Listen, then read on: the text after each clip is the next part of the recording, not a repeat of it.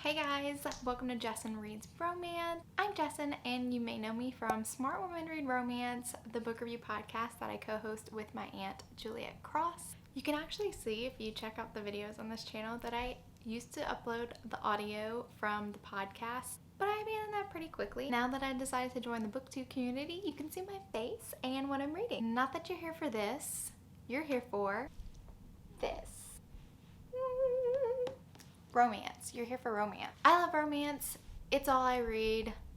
I don't care what anyone else says. Romance is the genre that I love. I've been reading it for years and it's all I want to read. It's all that's on my bookshelf. And I wanted to make videos about my reading experiences and share them with you guys. Also share some book recommendations. I love being on Booktube, so I thought, why not? I never thought I'd be comfortable in front of a camera, but starting the podcast kind of helped me out a little bit. And since I've started to do live reviews on Patreon, I've gotten a little bit better about not being so awkward on the camera, though I'm sure you'll see all the awkwardness.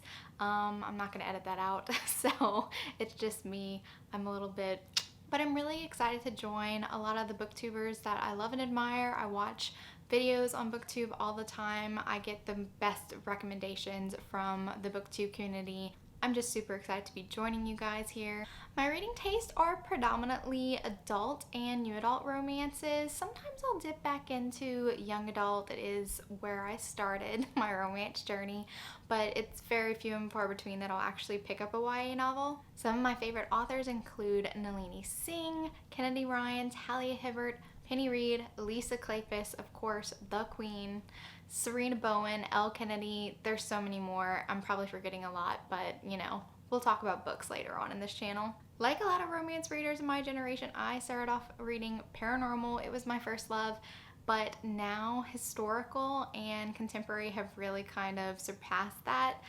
I'm trying to get better about discovering new paranormal romances, but contemporary and historical are probably going to be the majority of what you're going to see from me. I am trying to incorporate some more paranormal though. Now that you know a little bit about me, let's jump into a July wrap up. This is the beginning of August. I'm going to run through all the books that I've read in July. So for the month of July, I read 21 books, which is pretty good for me right now. 15 new to me authors, very exciting. So I'm going to run through them real quick. The first one that I read was The Meet Cute Club by Jack Harbin. It was really cute MM romance. I gave it 4 stars. It's an enemies to lovers with our hero Jordan. He started a romance book club kind of in honor of his grandmother. She used to run one and he's kind of taking the torch on that. He meets this bookstore clerk who looks at the books that he's buying, which are romance, and kind of scoffs at it. We've all been there.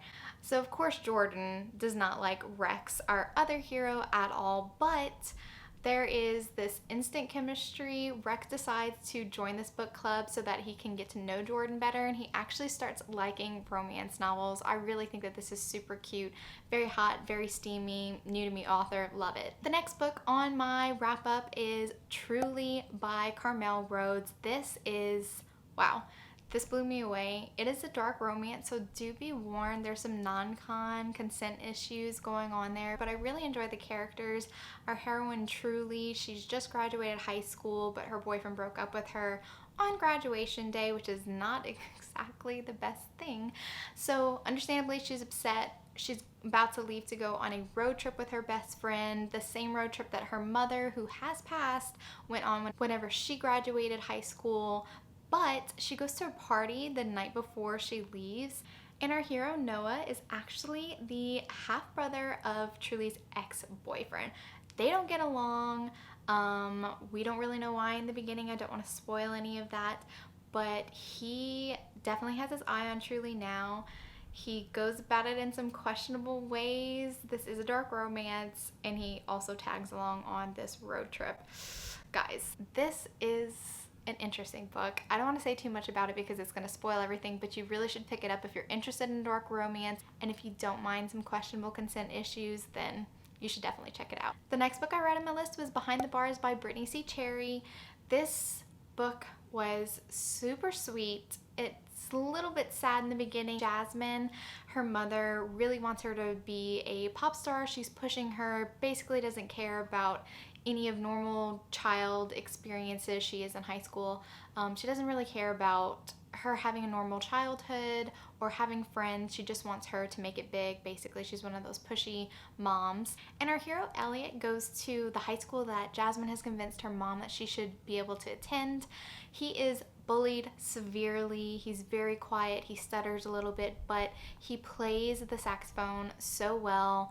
Jasmine ends up by hearing him one day on the street corner, and Jasmine doesn't really care about singing pop. She actually really wants to sing soul. So they connect through music. A tragedy happens, and then we have a bit of a time jump. So it is a second chance romance. These characters are so sweet. Brittany C. Cherry is an author that I discovered recently this year. She is one of the best authors on KU right now. I love her books. You should definitely check this one out. The next book I read was A Kingdom of Dreams by Judith McNaught. This was my first read by Judith McNaught. I really love this historical romance. Our heroine, Jennifer, is this feisty Scottish woman who has been hiding out in a nunnery because her father sent her there. She's kind of a little bit rebellious.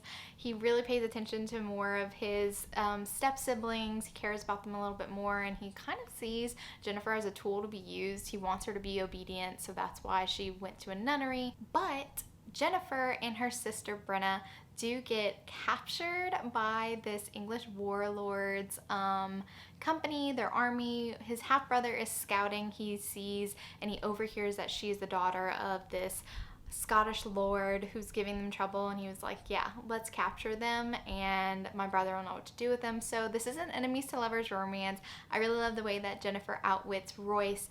It's pretty funny. I love it. I did take off 1 star because I did feel like her loyalty to her father was extremely misplaced, especially toward the end. But I really did enjoy this romance, and this couple was really fun. The next book that I read is Only When It's Us by Chloe Leese. I think that's how you say her last name. I'm so sorry if I butchered it. But this is the first book in the new series, The Bergman Brothers. I enjoyed this book. I enjoyed the characters. So our heroine, Willa, she is this awesome soccer player. She's struggling. Her mom has cancer, and so she needs to make good grades in school to keep her scholarship. And our hero, Ryder, is in one of her business classes. She has this really hard-ass professor who's giving her a hard time because she's an athlete, wanting to make sure that she's actually doing the work and not just getting that easy A. So he kind of pushes her to go the extra mile to get all of her notes. He does point her to this student who he says has all the notes. His name is Ryder. When Willa decides to ask Ryder for the notes, she kind of whispers to him and he ignores her. And so she automatically thinks he's an asshole, doesn't understand why this guy's ignoring her. Come to find out, he is deaf. She really didn't try hard enough. This is an enemies to lovers romance. The one problem that I had, it wasn't with the characters. I thought that they were very intriguing. I loved pretty much everything about them. I liked the character development that they had for themselves. But the one problem I did have with this romance, the enemies to lovers trope really comes from the fact that Willa thinks that Ryder's an asshole for ignoring her, but once it's cleared up, it doesn't really make sense why Willa thinks that Ryder is her nemesis for some reason. They end up by pairing up in a group for the majority of the semester and hang out a lot together. I really didn't understand why Willa decided to peg Ryder as this huge nemesis of hers.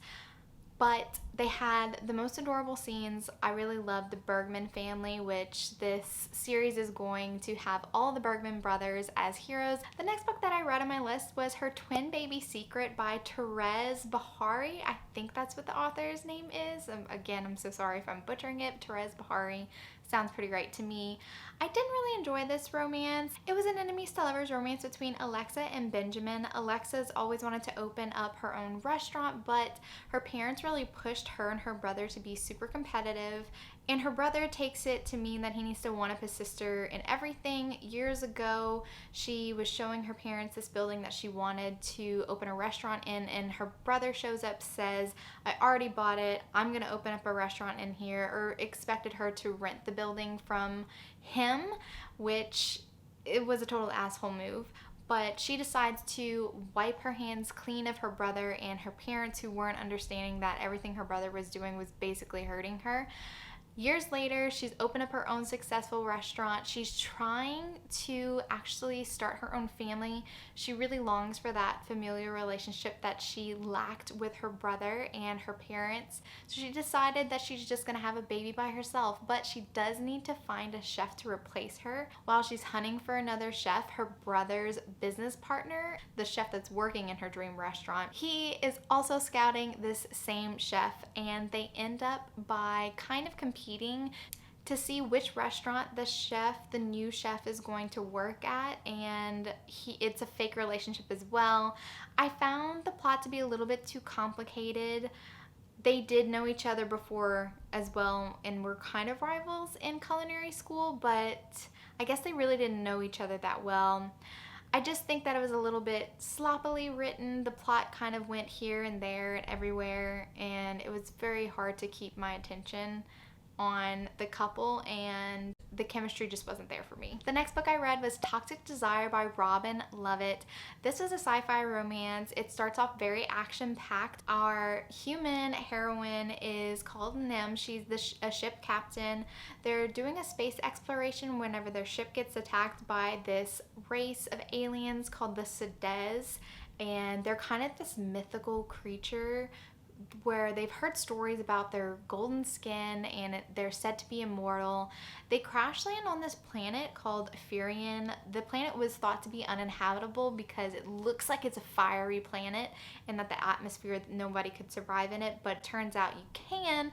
The kicker is the atmosphere is an aphrodisiac, and so they're turned on the whole time. These guys do not want to be attracted to each other at all. I really did enjoy the way that the romance played out. Even though they both were being affected by this atmosphere, I did find that the hero respected her wishes once they figured out what was happening, and I really just loved the way that all played out. I'm excited to read some more in this series. The next one I read, I've been anticipating for a while. It's A Bad Day for Sunshine by Dorinda Jones. This is her new series after she just concluded the Charlie Davidson series.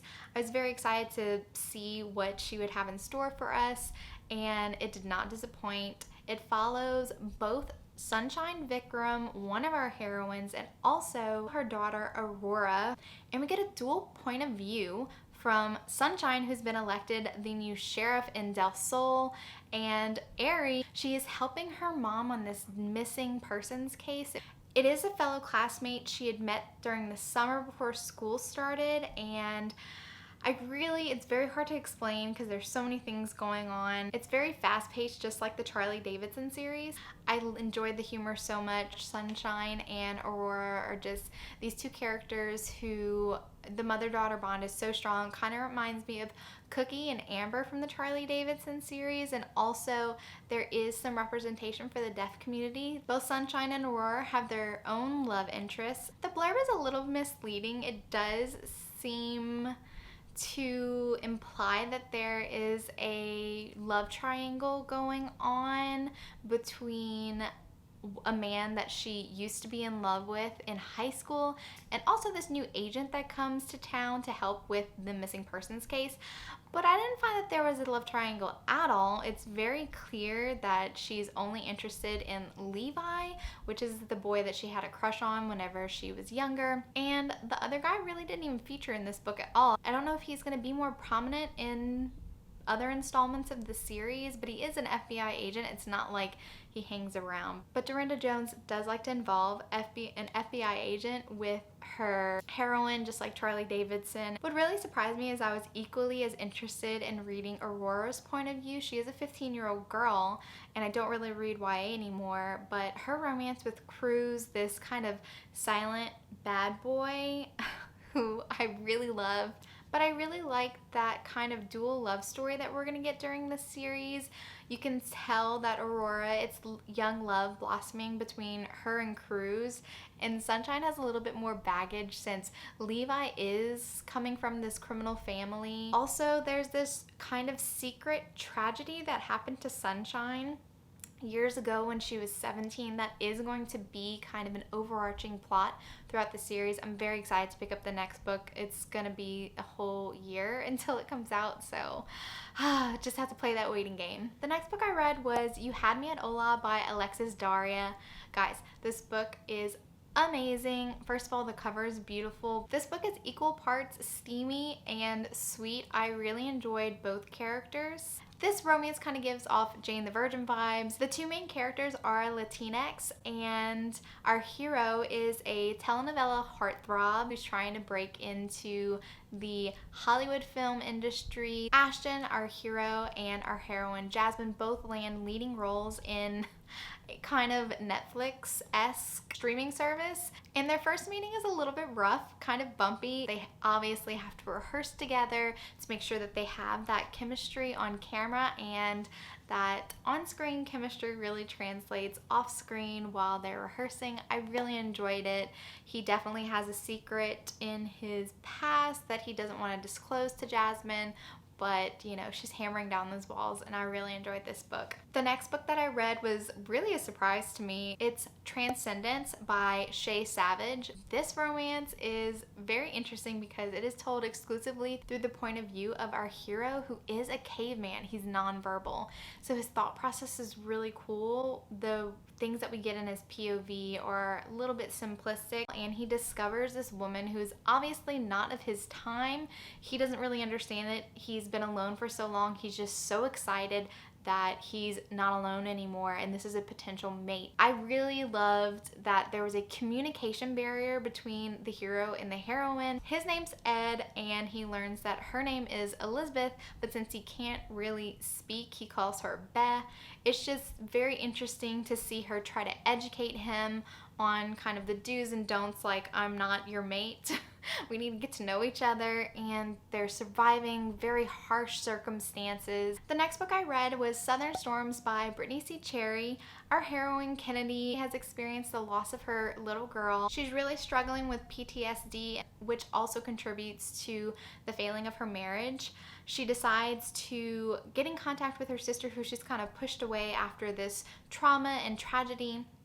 Her sister helps set her up in one of the houses that her and her husband flipped. She has some really interesting neighbors, almost these Stepford wife twins that live on either side of her.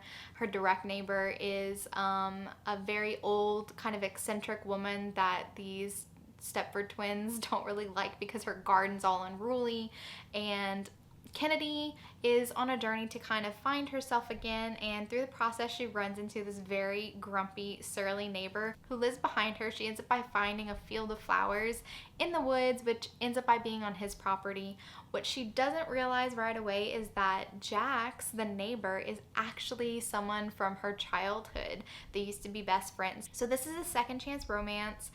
It also has a little bit of a mystery because we don't know why they didn't keep in touch. The next book I read was A Heart of Blood and Ashes by Mila Vane. This is the first Mila Vane book that I've read. It has kind of like a Game of Thrones and also The Witcher kind of vibe to it. This is an enemies to lovers. The heroine really made this book for me. Yvonne was a total badass. I loved her so much. It's a type of enemies to lovers romance that I really enjoy. Maddox is kind of on the path of vengeance to avenge the wrongful murder of his parents. He needs to prove that this other kind of kingdom had something to do with this murder. It wasn't an accident. He decides to kidnap the princess of that kingdom, but little does he know, Yvonne, the heroine, does not like her brother at all. She has been kept captive her entire life, and she has to convince Maddox that she truly is on his side. It was a little bit slow, but I do find when reading paranormal or fantasy romance,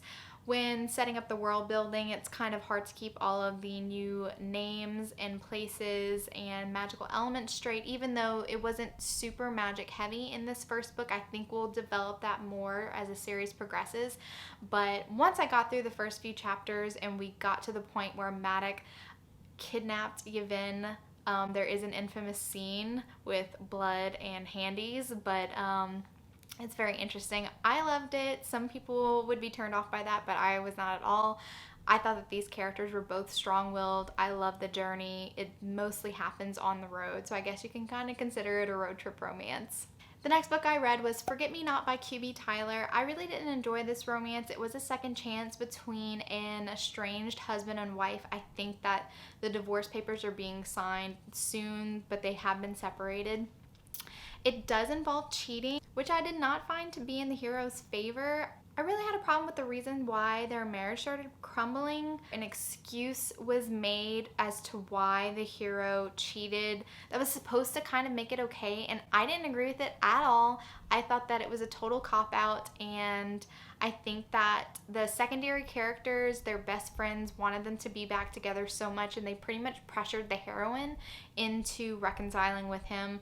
And I thought it was very unfair to her. I didn't enjoy this book at all. The next book that I read was The Legacy by Dylan Allen. This is the first book that I've ever read by Dylan Allen. It is set in Texas. A little bit dramatic. Starts off as enemies to lovers. I felt it was very kind of insta-lovey. There was lots of high-stakes drama because our hero is set to inherit this billionaire oil company. Of course, he has evil relatives who want to be in control of the company, to have all the money. But I really didn't connect with the heroine especially. She was supposed to be very smart and an expert in her particular field of law. I found that she was a little bit TSTL. She made some decisions that were just kind of off for the type of character she was supposed to be. And I didn't really feel a connection between these two characters. They had a very bumpy, rocky first meeting, and then she almost falls off of a cliff in Italy, and he's there, and suddenly everything's okay, and I just really didn't enjoy this. The next book is Always Only You. I had an arc, and this book definitely worked so much better for me than the first in the Bergman Brothers series. It is an Own Voices romance. The author, Chloe Leese, is autistic, and our heroine, Frankie, is on the autism spectrum, but she is trying to pass for a neurotypical woman. She doesn't want anybody to treat her any differently. Her family has the habit of kind of coddling her when she would get sick. It was very overbearing for her to be around them. But our hero, Rin, has always carried a torch for Frankie, and he is a hockey player. She is a social media manager for his team. He's also a virgin hero. And what I really love about the way that Chloe Leese wrote Rin's character is that though he was a virgin, he was definitely knowledgeable in the bedroom. Just because you don't have any personal experience with it doesn't mean that he can't be competent, and I really enjoyed the way that she treated his character. I really enjoyed the pacing of this novel. I never felt like it was too slow and I was wondering why these characters weren't getting together. It was perfect. The next book that I read was A Taste of Her Own Medicine by Tasha Harrison. Our heroine, Sonia, is opening her own modern apothecary. She does have gullah root, which is a type of West African heritage that you find in the Carolinas, I believe, and they employ elements of hoodoo, which is similar to voodoo, which we have here in Louisiana.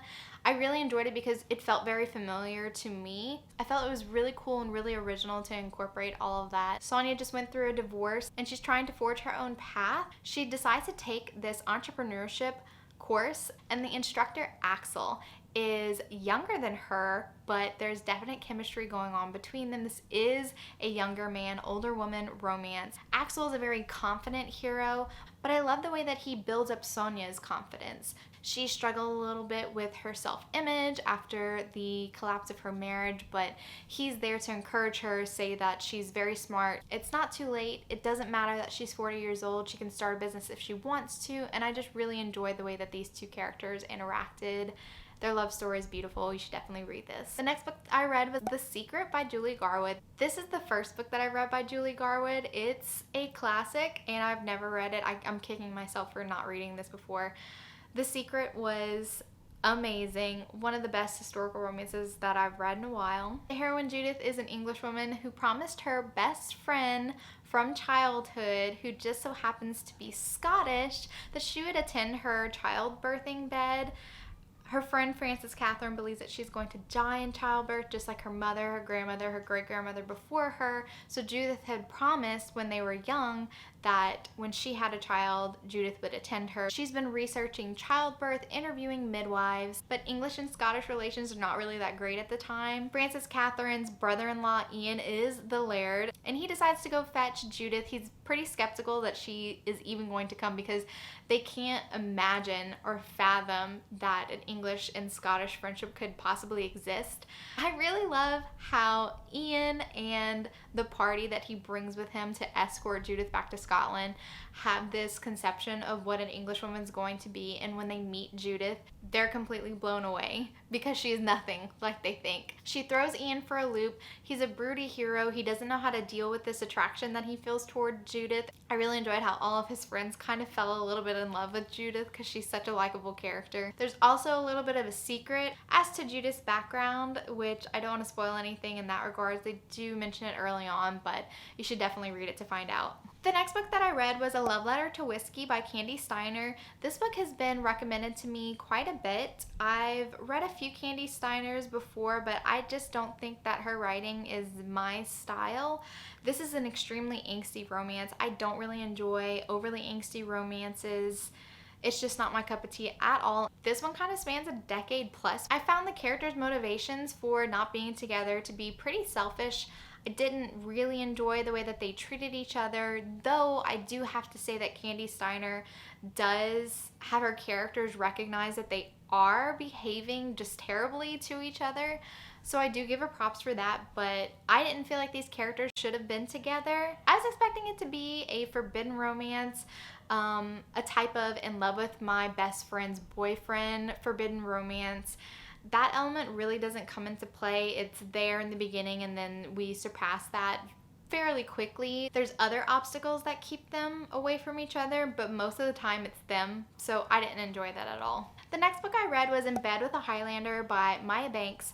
I didn't really connect with these characters. Our heroine, Marin, is a secret illegitimate child of the king. She has this dowry. Everyone pretty much wants access to the dowry that she has, and so she's been hiding away in a nunnery so that she doesn't have to get married. She does get kidnapped, but also sort of rescued from her original kidnapper. But then she's also held in this Scottish lord's fortress against her will. And she ends up by marrying the Lord because he's the lesser of two evils. Obviously, he is the good guy compared to her original captor. Marin's character kind of felt a little bit underexplored. I didn't really feel like I knew her character at all. The focus was really put on Ewan, the hero, who was a struggling lord. He did not have the funds to repair his fortress, which had been in disrepair for years. He's trying to build up his clan again, and of course the dowry that Marin has is going to help that, but I really didn't feel the connection between these two. He didn't pay too much attention to them. There was some iffy sex scenes in there that I didn't really enjoy at all. It just was a pass for me. The next book I read was Enchanted by Elizabeth Lowell. This is my first Elizabeth Lowell book. This is an older historical romance, and it is the third in a series. Almost everybody in this book had some sort of prophetic powers, but the real big issue that I had was the heroine was abused. It's pretty obvious that she was, even though she doesn't tell anybody at first, but she's been promised to marry this lord, and he gets very annoyed and aggravated that she obviously is not interested in him, and instead of digging deeper, he just kind of blows it over. I thought that it was unfortunate how her past trauma was handled. I didn't really feel like the hero tried to get to know the heroine at all. Obviously, I'm blanking on their names even though this is the most recent book that I've read, and I just honestly didn't get the appeal or the chemistry between these characters. The final book that I read was actually for our live review on Patreon over on the podcast.